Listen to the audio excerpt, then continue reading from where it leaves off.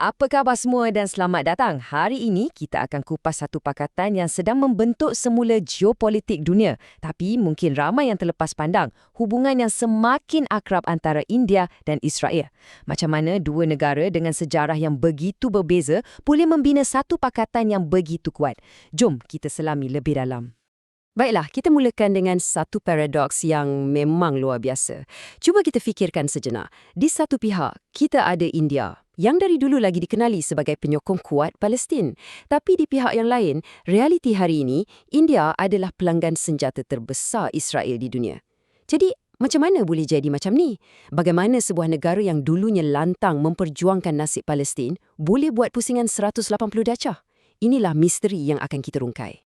Untuk betul-betul faham betapa mengejutkannya pakatan ni, kita kena undur ke belakang sikit dan lihat sendiri betapa dramatiknya perubahan dasar luar negara India ni.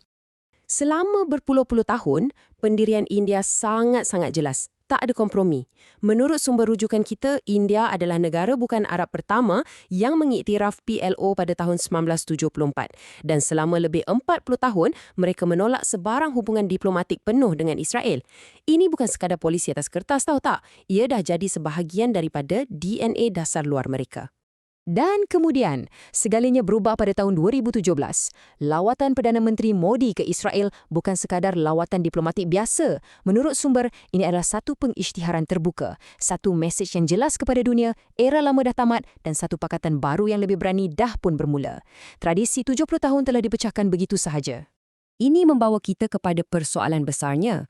Apa sebenarnya yang mendorong sebuah negara untuk membuang dasar luar yang dah dipegang teguh selama hampir separuh abad?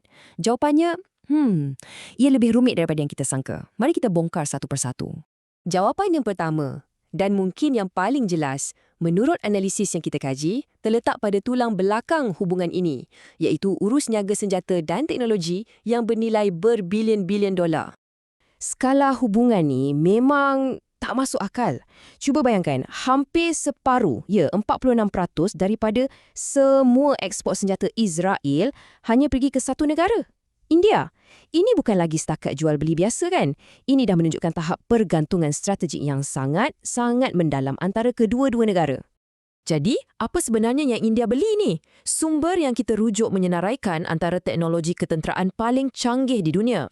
Sistem radar termaju, peluru berpandu berketepatan tinggi, drone tempur dan yang paling kontroversial, sistem pengawasan siber. Ini bukan sekadar beli peralatan biasa ya, ini adalah pemindahan teknologi pertahanan yang paling canggih. Mesti ramai yang tertanya-tanya, kenapa sistem Iron Dome yang popular tu tak termasuk sekali? Nah, sumber ni bagi dua sebab utama. Pertama, Israel ni, dia sangat jaga teknologi permata mahkota dia. Susah nak lepas. Kedua, India pun dah ada sistem pertahanan udaranya sendiri dan mereka risau kalau campur aduk teknologi barat, nanti rahsia pertahanan mereka pula yang terdedah. Kerjasama ni juga ada sisi yang lebih gelap. Sumber yang kita kaji ni turut mendedahkan kes perisian intip Pegasus yang terkenal tu dengan dakwaan yang cukup serius bahawa teknologi Israel ini telah digunakan oleh India untuk tujuan pengawasan dalaman. Sasarannya, pihak lawan politik, wartawan dan juga aktivis. Ini menunjukkan yang hubungannya bukan setakat pertahanan negara, tapi dah masuk ke arena politik domestik. Tapi jangan fikir hubungan ni hanya pasal duit dan senjata. Menurut sumber ini, untuk betul-betul faham, kita kena tengok lebih dalam lagi pada persamaan ideologi dan cita-cita geopolitik yang menjadi gam perekat antara kedua-dua negara ni. Sumber ini menggunakan satu frasa yang memang sangat kuat untuk menggambarkan pakatan ini, yang memetik pandangan penganalisis yang melabelkannya sebagai sebuah pakatan yang berasaskan ideologi kebencian. Dan saya nak tekankan, ini adalah perspektif yang dikemukakan dalam bahan analisis yang kita kaji ya. Jadi, apa maksudnya ideologi bersama ni? Sumber ni membuat perbandingan terus antara Hindutva di India dan Zionisme di Israel, menggambarkannya sebagai dua bentuk nasionalisme yang ekstrim. Dikatakan kedua-dua ideologi ini dengan penekanan kuat pada identiti agama dan budaya telah mewujudkan satu pandangan dunia yang selari dan persepsi yang sama tentang siapa musuh mereka. Inilah yang dikatakan mengeratkan lagi pakatan strategik mereka. Cita-cita besar ni kita boleh nampak dalam satu projek mega, Koridor Ekonomi India Timur Tengah Eropah atau IMEC. Menurut sumber, ini bukan sekadar laluan dagang biasa. ini langkah geopolitik yang licik direka untuk mewujudkan satu laluan perdagangan baru yang menjadikan Israel sebagai hub utamanya, sambil pada masa yang sama secara sengaja mempintas dan berpotensi melemahkan pengaruh negara-negara pesaing di rantau ini. Jadi, apa kesannya semua ni dalam dunia sebenar? Di bahagian akhir ni, jom kita lihat apa akibat-akibat yang nyata dari pakatan ni dan kesimpulan tajam daripada sumber yang kita analisa. Salah satu perubahan yang paling ketara kita boleh nampak dekat pentas dunia. Contohnya di Pertubuhan Bangsa-Bangsa Bersatu.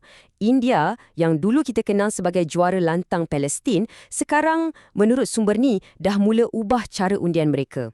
Mereka lebih cenderung untuk berkecuali atau kadang-kadang bagi sokongan secara halus kepada Israel. Satu perubahan yang memang tak dapat dibayangkan kalau kita tengok sejarah mereka. Kesan dia terasa sampai ke tahap kemanusiaan dan ekonomi juga. Bila Israel hadapi krisis pekerja selepas membatalkan permit kerja ratusan ribu warga Palestin, siapa yang datang membantu? Menurut sumber, India bersetuju untuk menghantar 50,000 pekerja mereka. Ini satu tindakan yang dilihat oleh penganalisis sebagai sokongan terus untuk menstabilkan ekonomi Israel pada waktu-waktu kritikal. Dan baru-baru ni kita nampak dimensi ketenteraan pakatan ni beraksi. Masa laluan perkapalan di Laut Merah terancam, tentera laut India telah dikerahkan secara besar-besaran. Alasan rasminya sudah tentu keselamatan maritim. Tapi sumber yang kita kaji ni ada tafsiran yang berbeza. Ia berhujah bahawa dengan tindakan ini, India sebenarnya sedang bertindak sebagai perisai tidak langsung, melindungi kepentingan komersial dan rantaian bekalan yang kritikal untuk ekonomi Israel.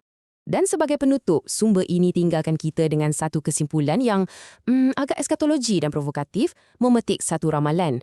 Musuh-musuh Islam akan mengerumuni kamu seperti orang lapar mengelilingi hidangan makanan. Dengan meletakkan pakatan India-Israel dalam konteks sebegini, analisis tersebut seolah-olah mencadangkan yang semua ini bukan lagi sekadar geopolitik biasa, tapi mungkin sebahagian daripada satu corak akhir zaman yang lebih besar. Itulah pemikiran terakhir yang ditinggalkan oleh sumber ini untuk kita renungkan bersama.